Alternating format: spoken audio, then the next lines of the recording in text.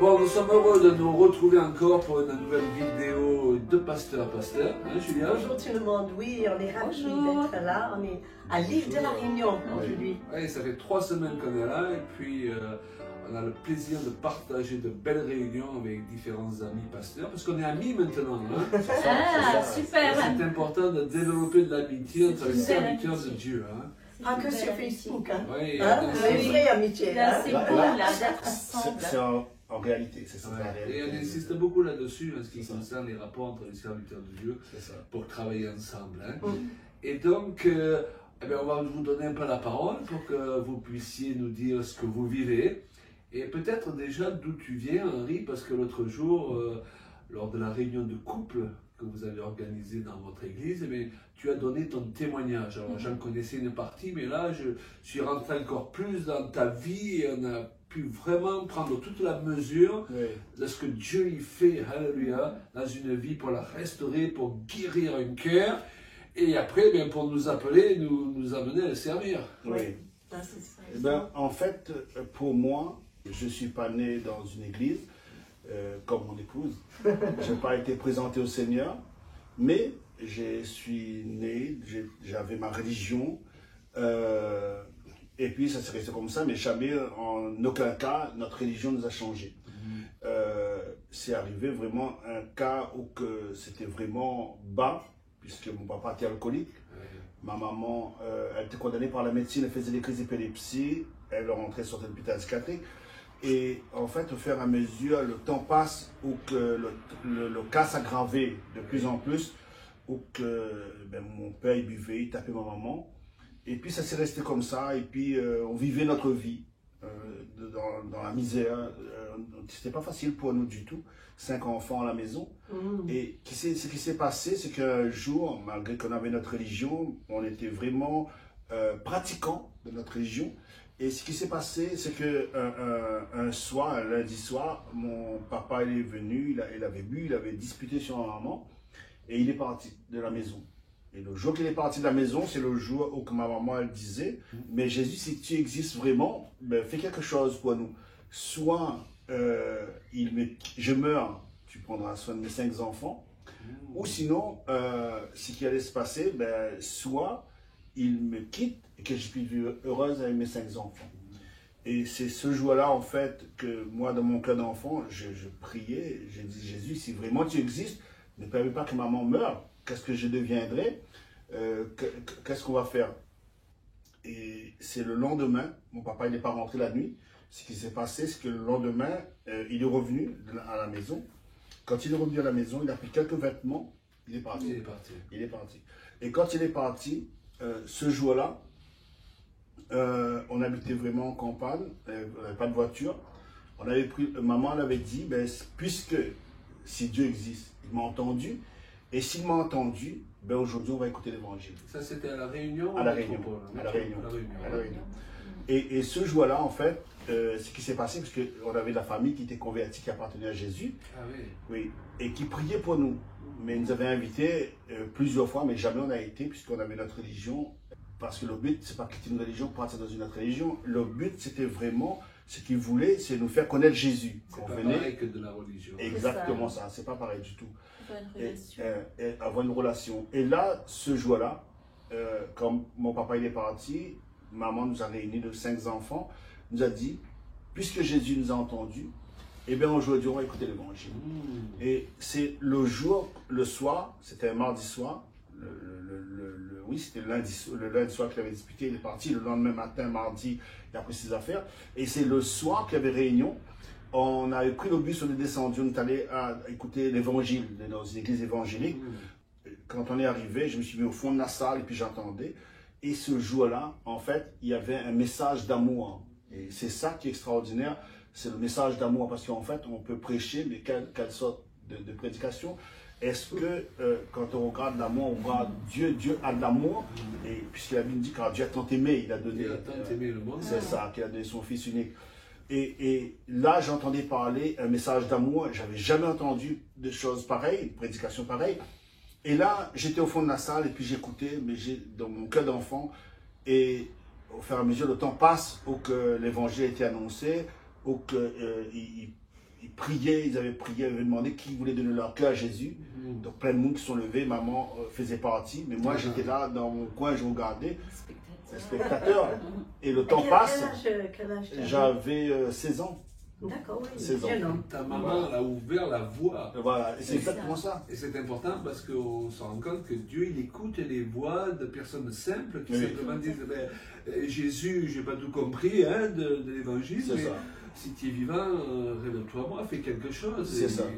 Elle a prié, le Sphère, elle a même ouvert la voie, donnant la première sa vie au Seigneur. La puissance de la prière d'une maman. C'est précieux. La puissance de la prière d'une maman, en sachant qu'avant qu'elle se retrouve là, c'était ta grand-mère, c'était sa mère qui intercédait auprès de Dieu pour que l'évangile pénètre notre cœur. Et ma grand-mère, en fait, elle avait déjà donné son cœur à Jésus, elle avait 65 ans quand elle a donné son cœur à Jésus, et elle voulait absolument qu'on venait. Parce qu'elle avait goûté combien Dieu est bon. Ouais. Et elle voyait dans la misère dans laquelle on était. Et c'est pour cela que son désir, c'est qu'on venait. Donc elle priait pour nous. Voilà. Et ce jour-là, moi j'étais au fond, toujours en spectateur. Plein de monde qui sont venus. Et il avait fait un appel pour les gens qui étaient malades. Comme Jésus a dit, vous avez posé les mains aux malades de mon nom. C'est là que maman elle s'est approchée devant. J'ai demandé quelque chose à Jésus. J'ai dit, Jésus, si tu existes réellement, eh ben aujourd'hui, il faut que tu guéris ma maman. Et je croirai en toi. Et ce jour-là, en fait, ma maman a été guérie. Alléluia. Instantanément. Elle est guérie, complètement guérie. Elle n'a plus jamais rentré en hôpital. Non, elle faisait des crises d'épilepsie en fait. Jamais plus elle a fait une crise d'épilepsie. C'est vraiment une grâce de Dieu, de ce que le Seigneur il a fait. Et puis le temps a passé. Mais pour moi, en fait, c'est pas parce que j'ai vu le miracle que ma vie a changé. Il fallait un peu de temps que tu grandis, que tu fais tes expériences. En fait, pendant ce temps, justement, je me suis retrouvé, j'étais dans la culpabilité, j'étais vraiment dans comme une colère, une haine. Pourquoi mon père nous a quittés? Pourquoi il nous a abandonnés? Ça arrive à tellement de personnes parce que beaucoup de foyers sont dysfonctionnels aujourd'hui. Et on a besoin de vraiment... à cause de la démission des pères. C'est ça. Et ça m'interpelle parce qu'en fait, le chant que vous avez fait, ça parle de ça. Entends-tu les pleurs des enfants? Oui, c'est ça. Et ça m'a vraiment interpellé quand j'ai entendu ça, j'ai pleuré même. Et...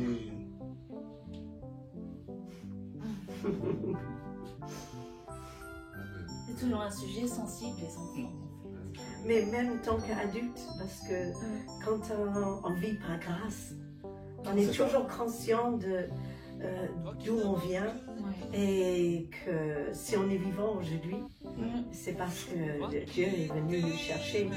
Mais dans ce chant que vous chantez, en fait, on ne réalise pas ce que les autres peuvent vivre. On croit les enfants. Et pour moi, ça s'est aggravé parce que je me suis retrouvé dans la colère, l'irritation, l'amertume. Je me suis retrouvé même, je me suis trouvé très bas, l'alcool, la drogue, la violence. Et au fur et à mesure, ça s'est aggravé pour moi. J'étais obligé de quitter l'école à 16 ans pour aller travailler et pour nourrir ma famille. Mais en fait, c'était ça qui m'avait fait quelque chose parce que je me suis dit, mais si mon père m'aimait, pourquoi nous abandonner? Pourquoi je vis cette situation? Pourquoi je peux être comme ça? Et au fur et à mesure, ça s'est aggravé pour moi. Et à un moment donné, voilà ce qui s'est passé. Je devais partir sur les spirituels. J'ai fait un CESI pendant 3 ans. Et la troisième année, quand je suis venu, pendant 2 ans, la troisième année, quand je suis revenu, ils m'ont dit maintenant il faut partir. Quitter le département. J'ai demandé de rester ici. Ils m'ont dit non, c'est pas possible. Et il y a une place qui est réservée pour moi. Il fallait que je parte en métropole. Voilà, c'est ça. Et c'est là, en fait, c'était pire parce qu'en fait, je ne voulais pas partir. J'étais quand même, malgré ma situation dans laquelle j'étais quand même responsable de ma maman, de mes frères, de mes soeurs. C'était moi qui prenais soin d'elle. Très difficile pour moi. Et quand il fallait partir, ça s'est aggravé. Et là, c'était vraiment dur, très dur. Parce que dans l'armée, ils ne me laissaient plus sortir. Quand je sortais, c'était des gendarmes qui me ramenaient à la caserne. Et puis... Et pourtant, ils t'aimaient bien, tous ces gens armés. Mais ils essayaient de te préserver pour ne pas justement que tu fasses plus de dégâts. Donc, de protéger de toi-même. Exactement ça. Et puis un jour, quelqu'un m'a donné un rendez-vous. Et puis là, il est venu me voir, un jeune. Et c'est pour ça que bon, j'encourage beaucoup les jeunes d'aimer Jésus, de se confier, de recevoir, d'être rempli de l'Esprit de Dieu. Amen. Et c'était un jeune qui était rempli d'amour. On voit que Christ vivait en lui. Et on voit que l'amour de Dieu était en lui. Quelqu'un qui avait la sagesse, quelqu'un qui avait vraiment la douceur, tout ce qu'il y avait. Et puis il est venu me voir pour me parler de Jésus. J'ai dit, Jésus, je connais. Mais il m'a posé une simple question, est-ce que Jésus était le maître de ma vie? J'ai dit non. Et c'est là justement qu'il m'a ramené. Il m'a dit, ben voilà, pourquoi Jésus n'est pas le maître de ta vie? Parce qu'en fait, si Jésus était le maître de ta vie, tu n'aurais pas été agressif, tu n'aurais pas été dans la violence, dans l'alcool, tout ça. Mais Jésus n'est pas le maître de ta vie. Et c'est là qu'il m'a parlé, il m'avait invité à venir écouter l'évangile. Mais comme je ne pouvais pas sortir à cause, j'étais vraiment privé de sortir. Il est allé voir l'adjudant-chef. Il a signé une décharge pour moi. Si je tue quelqu'un, si je vole quelqu'un, si je blesse quelqu'un, si je me vade de l'armée, en fait, c'est lui qui payait tout. Wow. Et ce gars, en fait, ce qu'il a fait, il a pris vraiment un risque. Il y a des jeunes que Dieu met sur notre chemin, même qu'on le connaisse pleinement. C'est ça. Mais il t'a aimé. Je veux dire, il était prêt à donner sa vie quelque part. Parce que, oui, l'adjudant-chef m'a laissé partir avec lui. Et ce jeune avait tout préparé pour moi. Il avait préparé un endroit, des gens qui aimaient Jésus, des jeunes. Et puis ils m'ont hébergé chez eux le samedi soir. Et justement, le lendemain, donc pour me ramener à l'église. Et c'est là, justement, quand j'ai été à l'église, à La Rochelle, je suis arrivé à l'église le dimanche matin, j'étais pareil, au fond de la salle. Et là, il s'est passé quelque chose. Toute ma vie a défilé devant moi. Et je voyais ma misère, mais j'ai vu depuis mon enfance jusqu'au jour que j'étais à l'église. Et le Seigneur m'avait fait voir pourquoi j'étais de cet état, j'étais malheureux, pourquoi j'étais agressif, pourquoi j'étais vraiment dans la violence, toutes ces choses-là.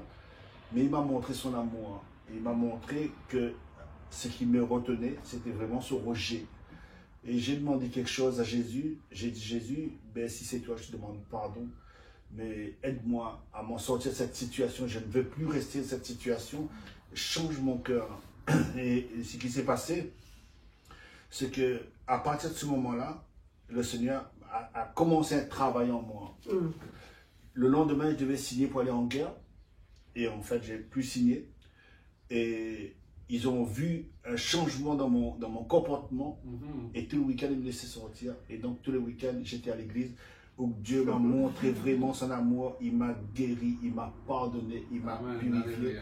Et le Seigneur m'avait montré qu'il m'avait choisi pour sa gloire, pour le servir. Et c'est là, justement, c'était le point fort. Parce que quand il m'a montré que je devais le servir, je ne savais pas ce que ça voulait dire servir. Mais par contre, quand j'ai été entendre l'évangile pour la première fois, j'avais dit, si ce que cet homme prêche, c'est Jésus, je vais être comme lui. Et là, en fait, le Seigneur m'avait montré que je devais le servir. Et au fur et à mesure, Dieu a travaillé mon cœur. Et moi, je ne veux plus me marier parce que je me suis dit, si je me marie, voilà ma vie, je ne vais plus être comme ça. Et c'est là que le Seigneur m'a montré ma bien-aimée. J'ai rencontré dans l'église à La Rochelle. Et j'ai tout expliqué ma vie. Et je lui ai dit, tu as le droit de m'accepter et de ne pas m'accepter. Et si tu ne m'acceptes pas, je te comprendrai aussi. Mais parce que je ne voulais pas rater et je voulais vraiment la personne que Dieu voulait, qui devenait ma femme, qu'on puisse la servir ensemble. Alors, vous avez eu à quel âge vous êtes mariés? Alors, on s'est connus, j'avais 22 ans. On s'est mariés, j'avais 24 ans. On s'est fiancés un an après. J'ai connu Babette, elle avait 16 ans et demi. 16 ans et demi. Voilà, c'est ça. J'étais toute jeune. On s'est fiancés, j'avais 17 ans. On s'est mariés, j'avais 18 ans et demi. Voilà, c'est ça. Très jeune.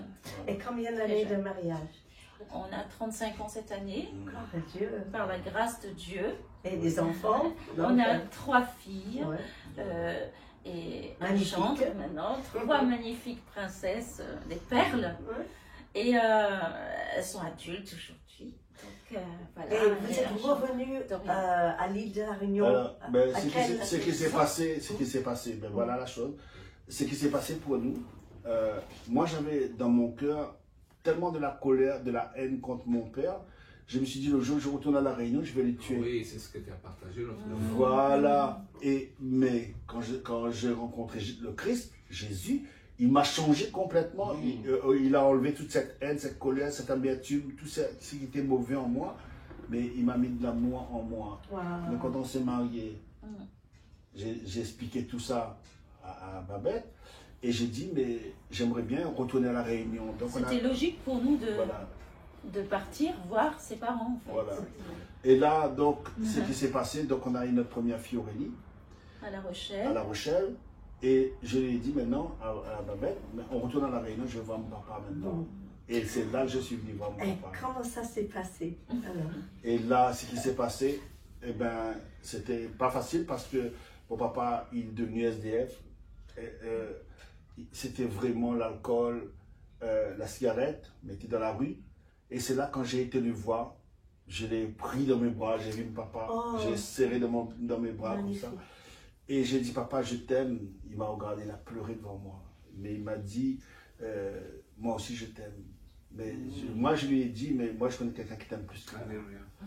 Il m'a posé la question, il m'a dit, mais qui est la personne? J'ai dit, c'est Jésus. Et quand j'ai dit c'est Jésus, il m'a dit, mais Henri, Jésus, je connais. J'ai posé une simple question, comme la personne m'a posé la question, ce jeune m'a posé la question. Il m'a dit, mais je lui ai posé la question, est-ce que Jésus est le maître de ta vie? Il m'a dit non. Et c'est là que j'ai ramené à entendre l'évangile. Ma maman avait déjà donné son cœur à Jésus, donc il est venu entendre l'évangile avec moi. Quand il est venu entendre l'évangile, il a donné son cœur à Jésus. Dieu a fait une œuvre extraordinaire. Dieu a libéré de sa passion. Et en fait, au bout de 10 ans de divorce, mes parents sont mariés. Ça, c'est une histoire. C'est extraordinaire, c'est la main de Dieu. En fait. Et là, moi, j'étais le témoin de ma maman. Hey, hey, hey, c'est pour la liberté qu'il est bon d'être affranchi. Hey, hey, hey, c'est pour la liberté que ton nom soit béni. Henri, c'est vraiment extraordinaire cette histoire. Et je crois que votre témoignage, tous les deux, peut vraiment édifier beaucoup de personnes. Aujourd'hui, vous avez une église ici à l'île de la Réunion, à Cambé, et on a le privilège de venir vous visiter souvent avec quand on vient. Voilà. On a la journée très heureuse. Et alors, Babette, raconte-nous un petit peu comment ça s'est arrivé, comment vous avez trouvé l'endroit où vous êtes. Alors, l'endroit où on est, c'est vrai, à Cambé. Oui. Et du coup, quand on est revenu sur La Réunion, oui. Donc ça fait 10 ans maintenant. Et on avait commencé à évangéliser. Henri avait contact avec pas mal de monde et tout. Et avec sa sœur aussi. Lui, il ne peut pas ne pas évangéliser. Il ne peut pas ne pas évangéliser. C'est ma respiration. Oui, on l'a vu au restaurant l'autre soir. Donc, et c'est vrai que dans ces moments-là, eh bien, il y a eu plusieurs personnes qui se sont un petit peu connectées à nous et en fait, qui se sont données à Jésus, qui ont vécu des miracles, des guérisons. Et là, c'était des personnes qui avaient besoin d'un endroit pour se rassembler, pour qu'on continue quand même à leur donner le pain de vie. Et on a pu se mettre à la recherche de cette salle de Cambé. Et à partir de là, on a décidé de faire des réunions régulièrement. On travaille en collaboration avec d'autres pasteurs, actuellement avec Jean-Bernard et Sabine, pasteur Jean-Bernard et Sabine. Et effectivement, au niveau de l'église, on a des tâches bien partagées. Je suis pour ma part dans la louange. Et c'est magnifique, vous avez un super groupe de louange. Je fais un peu de piano avec une équipe. On est très bien soudés, très bien coordonnés ensemble. Et c'est une richesse pour nous de partager la vie de Dieu avec des croyants qu'on a aujourd'hui dans notre église. On se réjouit de ce qu'ils ont reçu et on partage ce qu'ils ont reçu. Et, comme on dit, on est complémentaires. Et dans cette église, c'est ce qui nous a un peu propulsés. C'est cette vision de la complémentarité et Et chacun a son don, a sa place. Et on travaille sur l'harmonie, on travaille aussi sur cet amour que Dieu nous a donné pour qu'ils grandissent en fait. Je peux vraiment dire qu'on est témoin de l'amour fraternel, parce qu'ici à La Réunion, alors les agapes, eh bien, c'est juste extraordinaire et on mange très très bien. Et entre les rougailles, saucisses, un peu et des fruits de saison, c'est juste un régal. Et l'autre jour, on se trouvait au bord de mer, hein, Claude.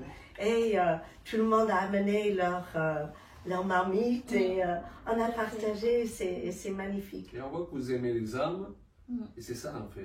Servir, c'est pourquoi? C'est pour servir Dieu, mais c'est pour servir les autres aussi. Et pour avoir cet esprit de service, c'est pour ça qu'il faut aimer les gens. Hein. On n'est pas là pour les enfermer, comme j'ai l'habitude de dire souvent, entre quatre murs. On est là pour les aider à croître et croître avec eux, parce que c'est un parcours qui nous concerne tous, d'évoluer. C'est un parcours parallèle. C'est un parcours parallèle autant de notre croissance, autant de leur croissance. Absolument. Mais on a cette grâce et on bénit le Seigneur de ce que chacun apporte toujours sa pierre à l'édifice. Et que cet élan, elle est bien présente, et dans le sens où on est béni vraiment par la richesse des uns et des autres, la richesse du cœur, la richesse de l'amour, la richesse du don de soi. C'est une grande bénédiction et en même temps, ben voilà, on avance. On avance avec nos qualités, avec nos défauts, mais on avance. On a des défauts. Mais aussi, vous êtes un couple qui est très soudé aussi. Et de vous avoir comme pasteur de l'Église, je crois que c'est vraiment un exemple important pour aujourd'hui, que les gens y voient un couple qui œuvre ensemble. Et il y a beaucoup de talent aussi dans votre église. Le tableau qui est derrière vous, c'est ta sœur, c'est Sabine. Voilà, c'est magnifique. Ça représente bien. Oui, cette eau, je l'ai dit un jour, j'aimerais une cascade. Et c'est vrai que la source d'eau que Dieu, je voulais la représenter avec cette... et elle m'a peint, voilà. C'est magnifique. C'est important d'avoir cette mentalité où on a envie que tout le monde s'engage et où on est là en tant que serviteur de Dieu pour aider les gens à découvrir leur appel, à rentrer dans leur appel, au lieu de juste vouloir les faire asseoir sur une chaise pour qu'ils nous servent d'auditoire. Le but, le berger, c'est d'amener le troupeau quelque part, c'est pas de parquer le troupeau. Et aujourd'hui, je crois que Dieu attache beaucoup d'importance à ce qu'on ait cette mentalité, cette juste mentalité. Partout où Dieu nous place, on est des serviteurs, des servantes de Dieu. Et commencer, moi j'appelle ça l'appel à court terme, commencer à servir Dieu dans les choses simples pour que les gens nous élèvent. Il y a beaucoup de gens, des fois, ils veulent démarrer au top. Alors que, comme tu disais, commençons avec ce qu'on a pour être déjà des disciples affermis par la grâce de Dieu. Et puis, dans ce parcours, le Seigneur va nous montrer le chemin, puis l'appel qu'il nous a destiné à long terme. Alors moi, je le dis souvent, si on commence par changer le rouleau de papier toilette et à nettoyer les toilettes, c'est ça qui va nous ouvrir la porte pour un jour ressusciter les morts. Il y a des gens qui voudraient commencer à ressusciter les morts et faire sortir les paralytiques des fauteuils roulants, mais ils ne sont pas capables de servir les autres et de se rabaisser pour certaines tâches. Le service, c'est ça être disciple, c'est chercher ça. Quand on était jeunes tous les deux, c'est ce qu'on a fait en fait. Des manières, tout ce que notre main trouvait à faire dans l'église, on nettoyait devant l'église où les chiens faisaient leurs besoins. Les chiens nettoient. Ça s'est honoré parce que c'est pour le Seigneur. Exactement ça. C'est tout ce que tu fais pour Dieu. Mais après, tu voyez, pour nous, en fait, on n'a jamais voulu être un responsable d'église. Ah bon? Non. C'est pas ce que je cherchais, j'ai voulu. Mais ça s'est arrivé que Dieu avait permis. Dieu avait préparé tout ça. Mais Dieu m'avait parlé. Ça fait 20 ans de cela que Dieu m'avait parlé déjà, mais j'avais oublié. Et puis à un moment donné, j'ai dit, Seigneur, mais non, c'est pas ça. Quand j'étais vraiment dedans, j'étais là à... Et on s'est rendu compte qu'en fait, oui, on y est, ça y est. On est arrivé. Et le Seigneur m'a ramené 20 ans en arrière, voilà qu'est-ce que je t'avais dit. Et je mettrai une porte ouverte devant toi que personne ne pourra fermer. Oh, wow, mais ça, c'était vraiment la grâce de Dieu. Mais ça. Une deuxième chose que je vous en parlais, concernant servir à Dieu ensemble, concernant le couple, et bien en fait, pour moi, j'aime la famille en fait. J'aime la famille et pareil, se servir à Dieu avec mon épouse, c'est vraiment un privilège, une grâce extraordinaire. Merci. Mes parents, ils ont été divorcés et ça m'avait vraiment fait du mal de vivre cette situation. Ouais. Et c'est pour cela que pour moi, aujourd'hui, j'ai un but précis, un désir, c'est que le diable lâche prise dans les couples, dans les familles, et même dans les couples pasteurs. Je crois que Dieu veut vraiment ramener une stabilité, ramener la paix, ramener la joie, ramener l'amour, exactement ça, dans les familles en fait. Moi et ma maison, nous servirons l'Éternel. Amen. Sur ces belles paroles, eh bien, on va vous laisser, chers amis. Et puis, on est très édifiés parce que le témoignage, il a une puissance. La Bible dit, vous l'avez vaincu, l'adversaire, par le sang de l'agneau, mais par la parole de votre témoignage aussi. Amen. Le Seigneur, il t'a pris, il t'a mis à l'écart en métropole. Mais la cerise sur le gâteau, il t'a donné une épouse. Exactement. Le Seigneur, il sait ce qu'il fait. Hein. Il m'a donné un mari. Oui, et une femme formidable. Et une famille merveilleuse. Ah, mais lui, on est gagnant à tous les niveaux. Et nous aussi, parce que on a le plaisir de construire cette amitié et d'apprendre mieux. On a pris du temps d'apprendre, de se connaître davantage. Et c'est très riche, les échanges sont formidables. C'est important que bénédiction. On peut partager entre pasteurs, n'est-ce pas? C'est ça. Merveilleux. Merci Seigneur. Chers amis, soyez richement bénis en direct de la Réunion. Alléluia. Allez, au revoir, à la prochaine fois.